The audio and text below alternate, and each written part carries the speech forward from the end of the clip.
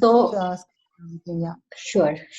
So, a very warm welcome, namaste, and good afternoon. So, I'm Dr. Rafat, and I'm a pediatric neurologist based in Gurgaon in Delhi and working with Max Hospital, Gurgaon. Today, I'll be talking on seizures and epilepsy in children, myths, facts, and how to live well with epilepsy. So, we all know that November is Epilepsy Awareness Month. So, let's try to spread awareness about epilepsy so that it is taken care of well. Okay. So now what is the difference between, can I please request you all to mute yourself?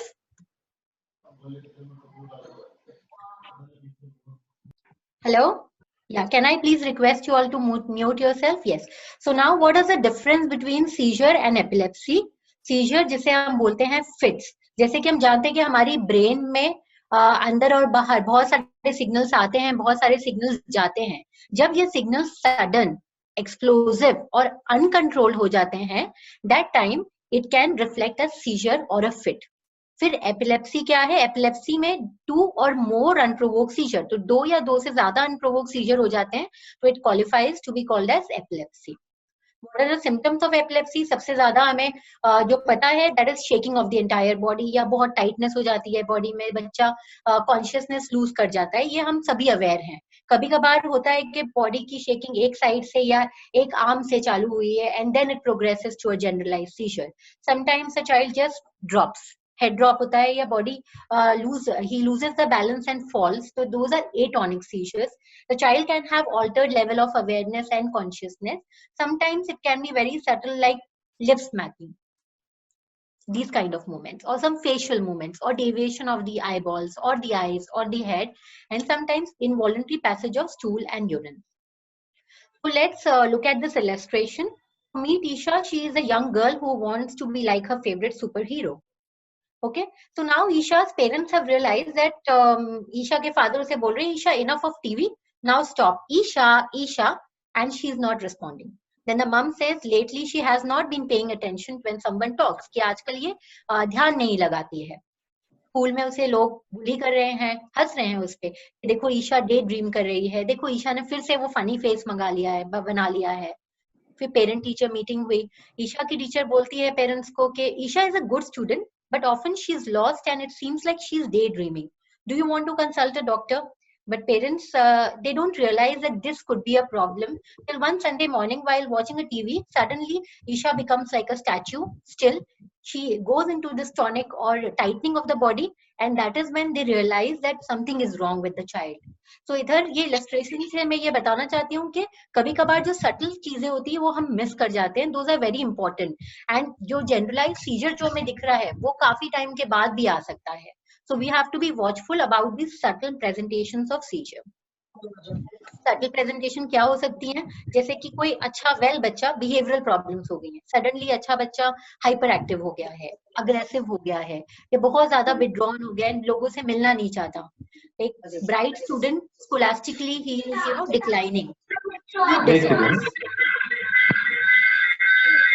नहीं रहा है, बहुत movement कर रहा है sleep में, सोते सोते बहुत बार उठ रहा है, lot of irritability. Okay, suddenly laughter spell, कि सडनली बच्चा बैठा हुआ है हंसने लग गया विदाउट एनी रीजन, इनअप्रोप्रिएटली, या बहुत ज्यादा रोने लग गया. These can be also presentation of seizures. Can you all please mute? Can you all please mute? Can you all please mute? Reflex seizures. So the seizures which can occur कि धक्का लगा और झटका आ गया, लाइट चालू की और एकदम बच्चा कन्वल्जन में चला गया. साउंड को, कभी कभार कोई बच्चे साउंड से, लाइट से, टच से हाइपर सेंसिटिव होते हैं एंड कभी कभार सीजर्स आ सकते हैं. So these are the subtle presentation of seizures which should not be missed. Now coming to this video, look at this child.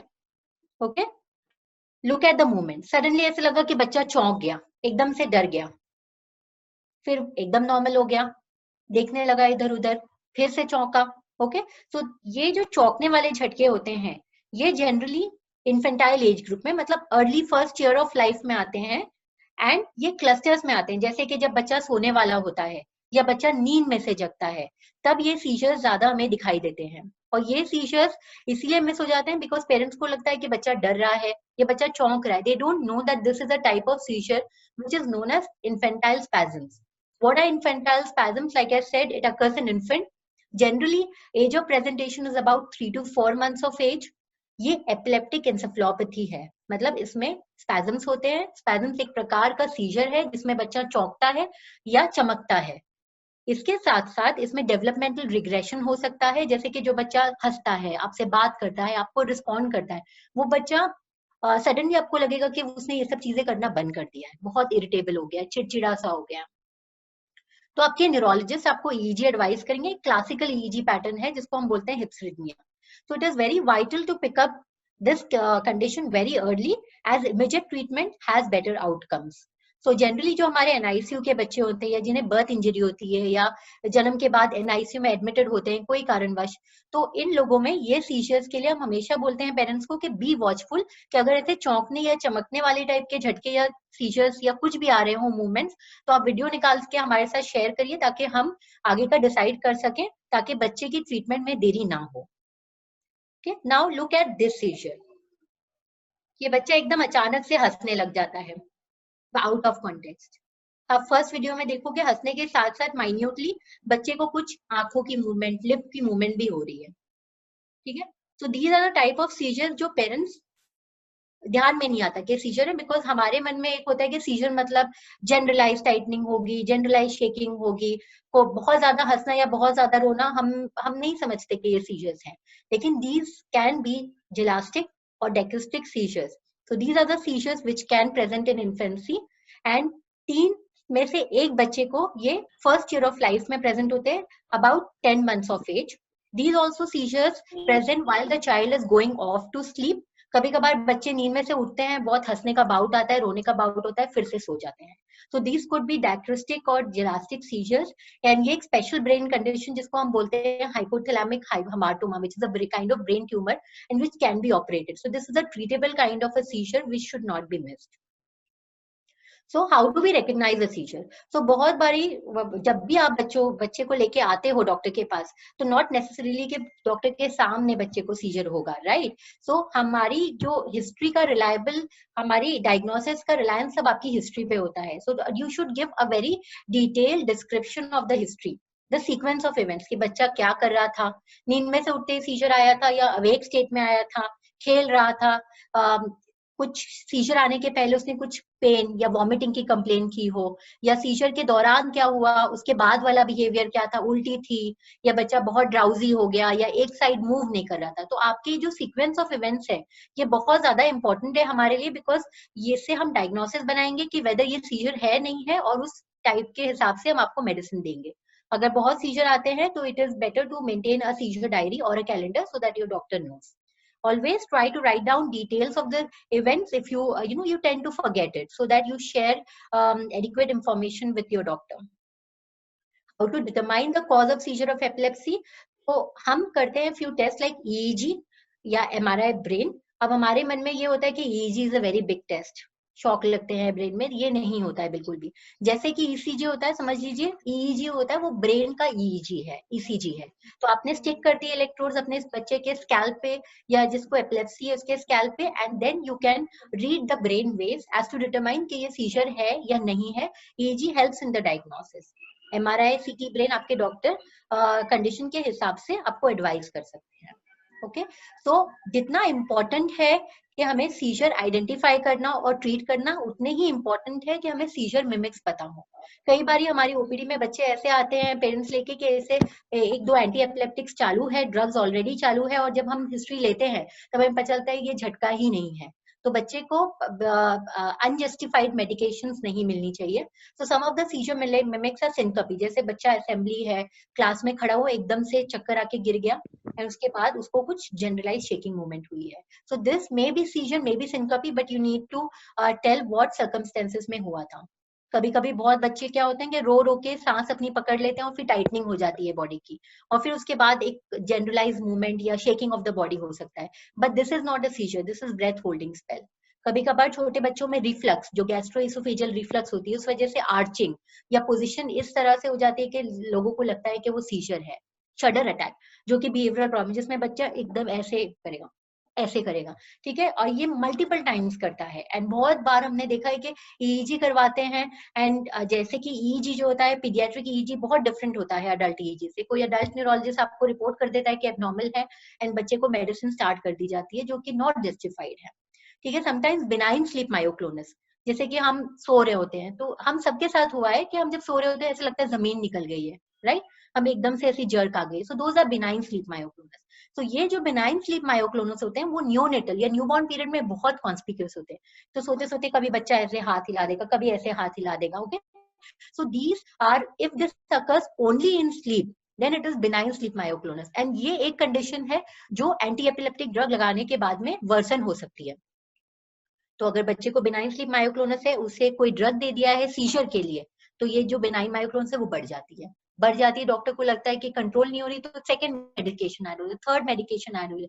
हमने देखा है कि बच्चे 4 मेडिसिन पे होते हैं, इन्वेजिव टेस्ट हो जाते हैं, बट जब हम हिस्ट्री लेते हैं तो हमें पता चलता है कि ये खाली नींद में हो रहा है, नींद में ये झटके बिल्कुल बिल्कुल फिजियोलॉजिकल या नॉर्मल है, these are not abnormal at all. So it is very important कि आप सीजर मिमिक्स आपको पता हो, ताकि you are justified in giving that medicine for to your child, because एक बार जब मेडिसिन चालू होती है तब आप 2 साल के लिए मेडिसिन देते हो, okay. So now coming to the causes of seizures, like we talked about unprovoked and provoked seizures. Provoked seizure में क्या होता है, जिसमें हमारे पास provocation factor हो, जैसे कि फीवर हो, इन्फेक्शन हो, ब्रेन का इन्फेक्शन या मेनिंजाइटिस हो, हेड इंजरी या ट्रॉमा हो गया है, शुगर लो हो गई है, कैल्शियम लो हो गया है, कोई विटामिन डेफिशिएंसी है, ये क्या है, ये प्रोवोकेबल कॉजेज ऑफ सीजर्स है। नाउ कमिंग टू अनप्रोवोक, मतलब बिना कारण अगर झटके आ रहे हैं, then it becomes significant and we need to investigate that child. And अगर 2 अनप्रोवोक्ड सीजर से ज्यादा आ गए तो हम इसे एपिलेप्सी मानते हैं। अब ज्यादा से ज्यादा देखा गया कि एपिलेप्सी में जेनेटिक बेसिस भी है। Now coming to the most common type of seizures that we see in our practice with is febrile seizures. ये जो seizures है 6 महीने से 6 साल के बच्चों के में आते हैं, and it occurs at the time of fever and infection. इस टाइप के सीजर में ये शॉर्ट लास्टिंग सीजर होते हैं, बच्चे की डेवलपमेंट, इंटेलिजेंस, मेमोरी वगैरह सब कुछ नॉर्मल होती है। एंड फर्स्ट एपिसोड पे आपको एडमिट करना होता है। Once we are sure that it is febrile seizure, then you did not worry, you just have to be careful that ये सीजर लॉन्ग लास्टिंग नहीं होना चाहिए। तो आपको एक स्प्रे दिया जाएगा जो ये सीजर आने पे आप यूज कर सकते हो। आप इसको अवॉइड कैसे कर सकते हो कि बच्चों को जैसे ही फीवर आया वैसे ही आपने सर से लेके हील्स तक, पांव तक, टोस तक उसको ठंडे नल के पानी से पोंछ लिया, स्पंज कर लिया, मेडिसिन दे दी फीवर की ताकि फीवर ना चढ़े। फिर भी हमने काफी बार देखा है कि सीजर आ जाता है, अगर आता है तो आप मिडाजोलम नेजल स्प्रे जो है वो आप यूज कर सकते हो। नाउ इन फेब्राइल सीजर्स में कब आपको न्यूरोलॉजिस्ट के पास जाना चाहिए? अगर ये सीजर्स 6 महीने से कम या 6 साल के ज्यादा बच्चे में है, अगर इसकी ऑनसेट एक साइड से हुई है, फेब्राइल सीजर में कभी भी ऑनसेट एक लिम्ब से नहीं होगी। क्या आप बता रहे हो कि बच्चे का पहले लेफ्ट हैंड शेक हुआ फिर बॉडी शेक हुई? This is not normal. Duration if it last for more than 15 minutes is not normal. Any unprovoke मतलब विदाउट फीवर अगर सीजर आता है तो इट इज नॉट नॉर्मल। और मोर देन 1 फेब्राइल सीजर अगर दिन में आता है, then you need to investigate the child. Condition that can precipitate febrile seizure, तो अगर आपका बच्चा फेब्राइल सीजर से डायग्नोज हुआ है तो you should always see that his haemoglobin is good, his calcium is good and his micronutrient deficiency नहीं है, because these can precipitate further events of febrile seizure. Sometimes क्या होता है कि स्ट्रक्चरल मैल्फॉर्मेशन या ब्रेन में एब्नॉर्मलिटी भी होती है, एपिलेप्सी जो होती है वो फीवर से प्रेसिपिटेट हो सकती है, तो वो चीजें हमें पता होनी चाहिए। सबसे इम्पोर्टेंट है होम मैनेजमेंट ऑफ सीजर्स। मैं समझ सकती हूँ कि जब कोई पेरेंट के सामने बच्चे को सीजर आ रहा है तो it is very natural for them to panic, but the key here is don't panic, okay. You have to ensure that the child is safe, so instead of calling here and there and running around, you should make sure that there are no harmful objects around. You should make the child lie down और उसे एक करवट या sideways position में आपको सुलाना है, ताकि उसकी जो टंग है वो फॉल बैक होके उसका रेस्पिरेटरी पैसेज ऑब्स्ट्रक्ट ना करे। अगर वो कुछ खा रहा हो या वॉमिटिंग हो गई हो तो उसके जो सिक्रीशंस हैं वो साइड में गिरे, ना कि वो उसको लेके एस्पिरेट करके निमोनिया होने के चांसेस होते हैं, ठीक है। Do not try to restrain, तो उसको रोकने की कोशिश ना करें, बिकॉज आपके रोकने से वो रुकेगा नहीं। अगर टंग बाइट भी हो गया है तो you should ensure that you should not try to force open the mouth, because आप जब ओपन करते हो माउथ को तब चांसेस है कि आपका जो टंग बच्चे ने होल्ड किया हो वो फॉल बैक होके पीछे अटक जाए और बच्चे को इमरजेंसी हो सकती है, रेस्पिरेटरी प्रॉब्लम हो सकती है। तो नेवर डू दैट। अगर आपको लग रहा है ब्लीडिंग हो रही है, टंग बाइट हो रहा है, तो आप उसको स्प्रे डाल के स्प्रे एडमिनिस्टर करके सीजर को रोक सकते हो। ठीक है। Do not give anything orally to the child until he recovers his consciousness completely. ये जो स्प्रे है टोटल आपके दिखाए हुए या समझाए हुए डोज में आप दे सकते हो, टोटल 3 बार दे सकते हो। बट आई वुड सजेस्ट कि अगर 2 बारी में इफेक्ट नहीं हो रहा है तो you should rush to the nearest emergency, जो भी आपके घर के नजदीक हॉस्पिटल है उधर जाके उसे आईवी मेडिकेशन दिलवाएं, और जो 3rd डोज है आप ऑन द वे दे सकते हो। See, the whole aim over here is to stop any prolonged seizure, because जब seizure prolong हो जाता है तब ये counter damage कर सकता है brain को। Okay, so this is the home management of seizure. Now, what is the epilepsy syndrome? अब अगर हमें डायग्नोसिस मिल गई है तो क्या इंपॉर्टेंट है कि हम इसे सिंड्रोमिक क्लासिफिकेशन करें। ये इंपॉर्टेंट इसीलिए है कि अगर हमें ईईजी के बेसिस पे, आपकी बताई हुई हिस्ट्री के बेसिस पे, बच्चे की एज के ऊपर से पता चलता है कि ये टाइप का सीजर है, तो हम आपको बता सकते हैं ये कौन सी कैटेगरी में पड़ रहा है। ये सीजर क्या आगे चल के एज के साथ में चला जाएगा, क्या ये विदर आउट हो जाएगा, क्या ये सीजर में कौन सी मेडिसिन रिक्वायर्ड है, तो ये सब चीजें इंपॉर्टेंट है हमें जानने के लिए। इसलिए हम ईईजी, हिस्ट्री और ये सब पे बना के एक एपिलेप्सी सिंड्रोमिक डायग्नोसिस बना सकते हैं। Like look at this video. ठीक है, लुक एट द गर्ल। ठीक है, she loses a movement, she loses a moment over here and then she is back. Okay, तो वो फ्रैक्शन ऑफ सेकंड्स के लिए हुआ है वो scissor.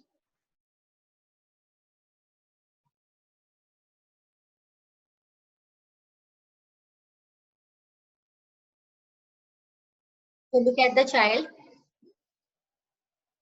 Okay, she stops in between. बच्चों को लग रहा है कि ये उसे परेशान करने की कोशिश कर रही है,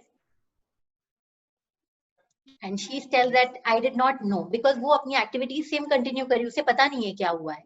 so it is very important for the teachers, special educators, therapist, parents to notice कि ये सिचुएशन अगर हो रही है तो ये जो सीजर्स है ना, हम बोलते हैं चाइल्डहुड एब्सेंस एपिलेप्सी। ये जो सीजर्स हैं ये 5 to 7 इयर्स के एज ग्रुप में आते हैं। Very frequent seizures, 30 to 40 to 100 seizures in a day, और ये बहुत ब्रीफ ड्यूरेशन के होते हैं। बच्चे को खुद को पता नहीं होता कि सीजर आके चला गया, और हमें भी नहीं पता चलता, बिकॉज बच्चा अपनी एक्टिविटी सेम तरीके से कंटिन्यू कर जाता है, but he loses that few seconds and everything is over. But ये एपिलेप्सी की ब्यूटी ये है कि once you start the medication, it is a drug responsive epilepsy. The drug response in most cases is absolutely good, and 90% of the patients overgrow seizures by about 14 years of age. But because ये seizures को treat करना इसीलिए important है, because ये seizures को अगर हम treat नहीं करे और ऐसे चलता रहा, तो जैसे हमने पहले इलस्ट्रेशन में देखा कि बच्चे बुली करते हैं, बच्चे को बिहेवियरल प्रॉब्लम हो रही है, हाइपर एक्टिव हो जाते हैं, स्कूल परफॉर्मेंस डिक्रीज हो जाते हैं, कॉन्सेंट्रेशन इश्यूज आ जाते हैं, एडीएचडी आ जाता है। तो इट इज वेरी इंपॉर्टेंट, और ट्रीटमेंट इसका बहुत ईजी है। Okay, now coming to the second category of seizures which are benign focal epilepsy syndrome. ये जो सीजर्स होते हैं 3 से 13 साल के बच्चों के बीच में, पीक एज जो है 7 साल के बच्चों के बीच में आती है। ये नॉक्टर्नल या नाइट सीजर्स होते हैं, ज्यादा फ्रीक्वेंट नहीं होते हैं। डिफरेंट टाइप के सीजर्स हो सकते हैं। इसका डायग्नोसिस ईईजी जैसे स्लीप ईईजी के बेसिस पे होता है, एंड अगर हमें कंफर्म हो जाता है कि बिनाइन फोकल एपिलेप्सी सिंड्रोम है तो हम ट्रीटमेंट के बारे में पेरेंट्स से डिस्कस कर सकते हैं। अगर इसमें चीजें ये होती है कि अगर पेरेंट्स चाहते हैं कि ट्रीटमेंट लगाएं तो हम लगा सकते हैं, अगर पेरेंट्स चाहते हैं कि हम वेट करके देखें तो हम वेट भी कर सकते हैं। बिनाइन का मतलब होता है harmless, but sometimes this seizures may not be that harmless. So report करिए अगर बच्चे को बिहेवियरल प्रॉब्लम्स या स्कोलास्टिक डिक्लाइन या कुछ और प्रॉब्लम हो रही है तो आप रिपोर्ट करिए, and your child may require medications. Now look at this video again over here. So this is a young girl. तो उसके पापा बोल रहे हैं कि she was up last night, बहुत देर तक जगी हुई है, and she wants to complete her project, so she did not sleep well in the night. And इसको क्या मूवमेंट हुई है, बस उसके हाथ से एक जर्क हुई है, ठीक है. So epilepsy is not always what you think. Sometimes epilepsy can manifest as that. उसने कुछ खाया नहीं था, रात में जगी हुई थी, सुबह कुछ खाया नहीं था, इसीलिए उसका सीजर जो है वो प्रेसिपिटेट हुआ है. Okay, so this is one kind of epilepsy which is known as juvenile myoclonic epilepsy. 5 से 10% of epilepsy is JME. It starts by around 12 to 18 years of age. और इनमें जो झटके होते हैं वो थोड़े पहले स्टार्ट होते हैं कि बच्चे को सुबह सुबह उठ के जैसे ब्रश कर रहा है, ब्रश उड़ गया, चीजें पकड़ रहा है, हाथ से ग्लास छूट गया. पेरेंट्स को लगता है कि बच्चा बहुत क्लमजी है, या चीजें फेंक देता है, या लिखते लिखते पेन छूट गई, या इसे बहाने बना रहा है, कुछ नहीं कर रहा है.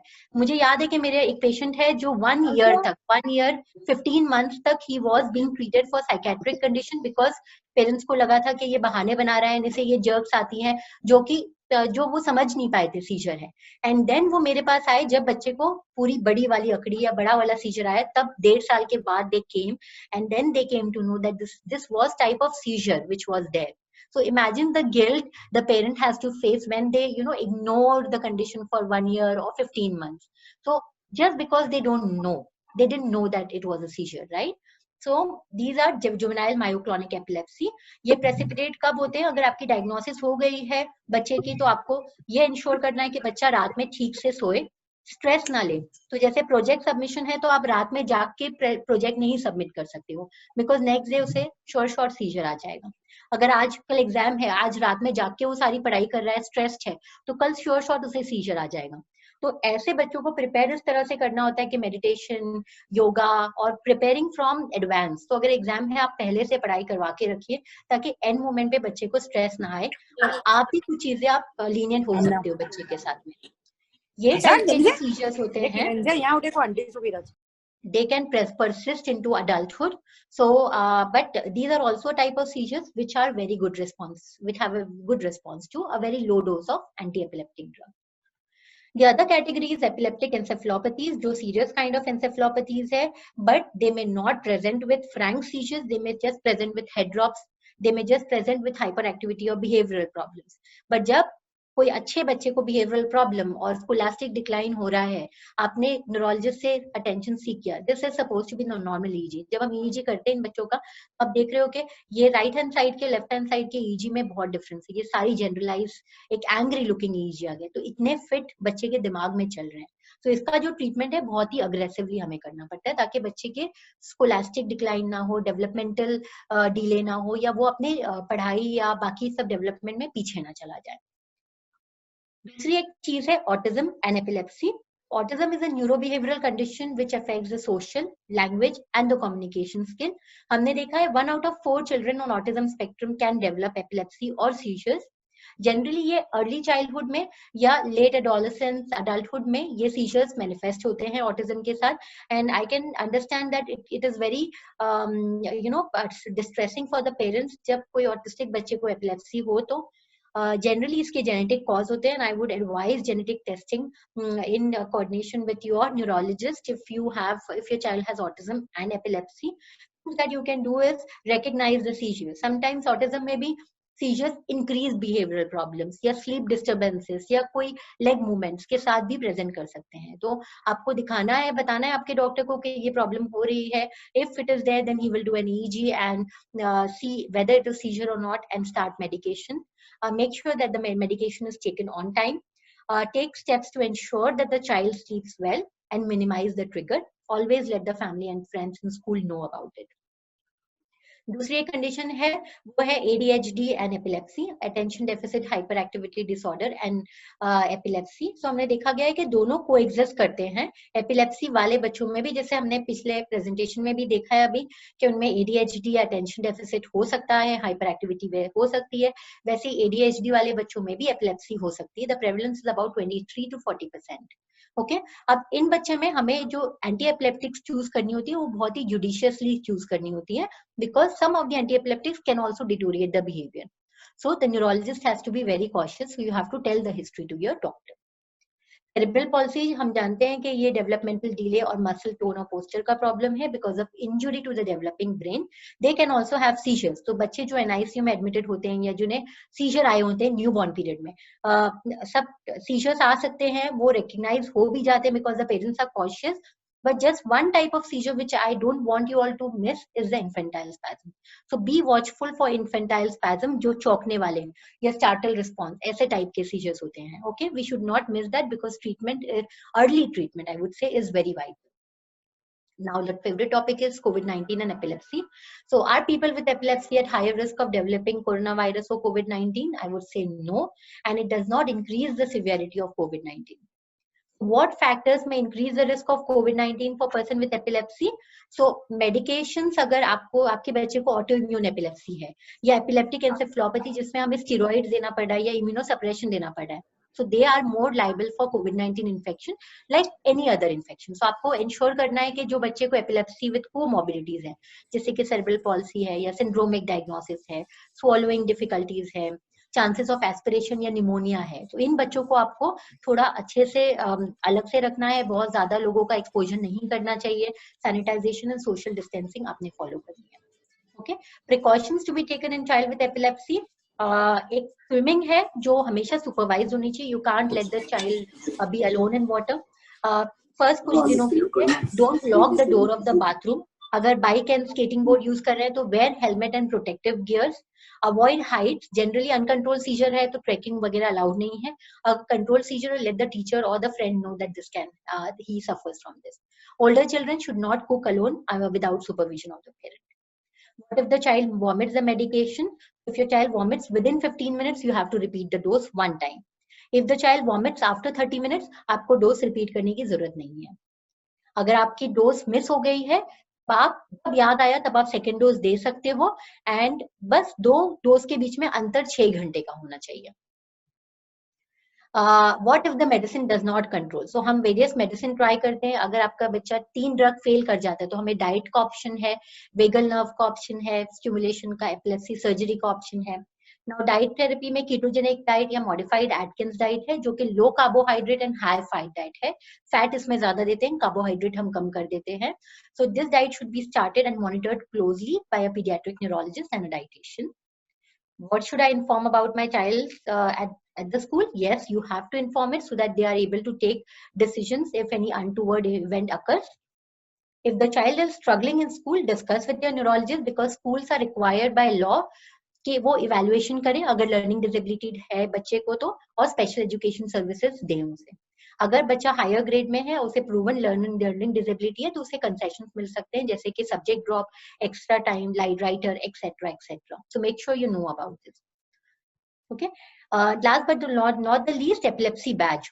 जैसे कि अगर बच्चे को या अडल्ट को सीजर आता है तो he is not conscious to tell कि क्या हो रहा है, मेडिसिन क्या देनी है, तो make sure that you have the relevant information on a badge always with the child और an adult with epilepsy so that he is taken care of. Okay, and lastly, I would like to thank you for your attention, and I am happy to take the questions. I would just end by saying you are stronger than you know, more capable than you ever dreamed of, and you are loved more than you possibly could imagine. Okay, and I will be happy to take any questions. I hope this was useful for you. Thank you, ma'am. Thank you for the session. So, ma'am, there is a question from one of our partners. If any international patient comes for epilepsy treatment, how many weeks do the patient need to stay in India? Okay, so that really depends on the type of epilepsy. Okay, so formally we need to work him up with EEG and MRI to diagnose what type of epilepsy is there. Then depending on whether the treatment, whether it is a responsive one. So I think you should let the doctor decide after the first or second visit. We will be able to tell you whether it is a drug responsive one or you would need more time. So if it is something like a absence seizure, so I will tell you, okay, you need to wait just for 3 or 4 days. We will do the investigation. If we get the pattern, we will start the medicine. You can go back. And now because a lot of COVID-19 has taught us a lot of things. We are doing a lot of teleconsultations with our patients also. So you can be in touch with your doctor on teleconsultation if required. And if the epilepsy is something which is difficult to treat, then you may take at least 2 weeks. Okay. Thank you, doctor. Sure, ma'am. Thank you. You're welcome. Also, ma'am, there is one question from Mr. Harish Menon. So he's asking, good afternoon, doctor. Can you please, can you also elaborate on CSWS type of seizures? Okay. So CSWS is continuous spike in wave and sleep.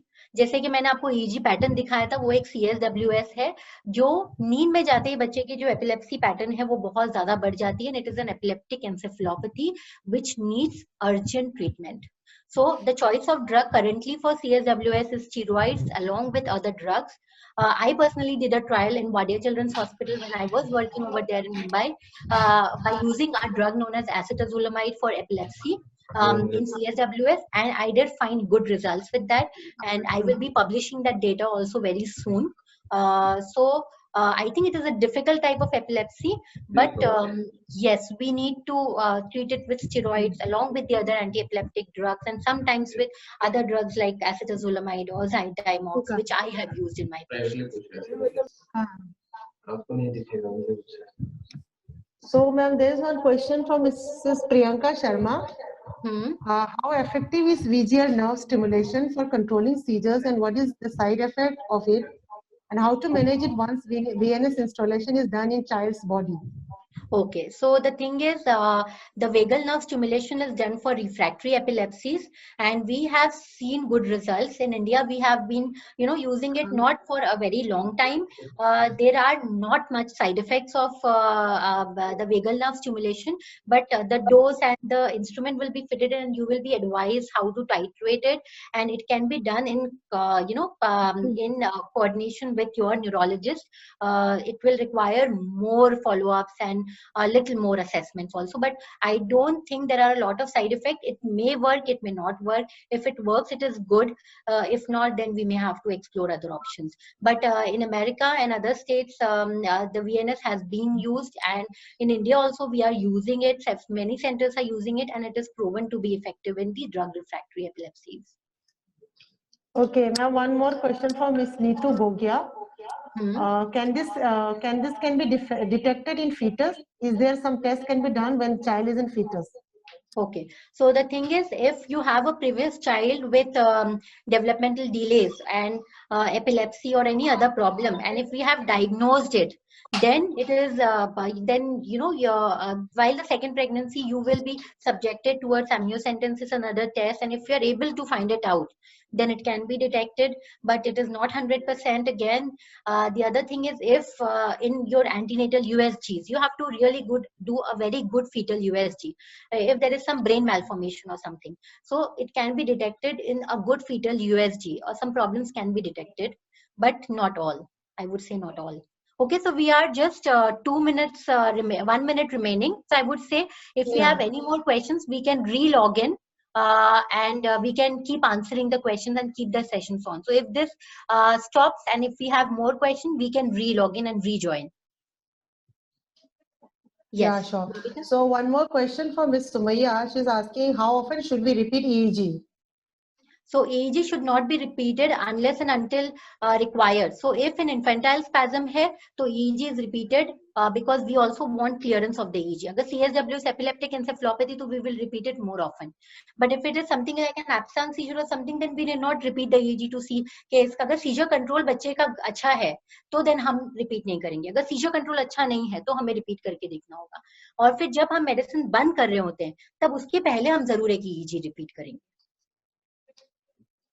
Okay, so Priyanka is asking, can you please share the PPT with me? So you can share it, right? Yes, so I think we can share it, and there will be a recording also. So I will be posting it on my Facebook page also. So you can access my Facebook page also and get the recording from there. I will be posting it on my social media page.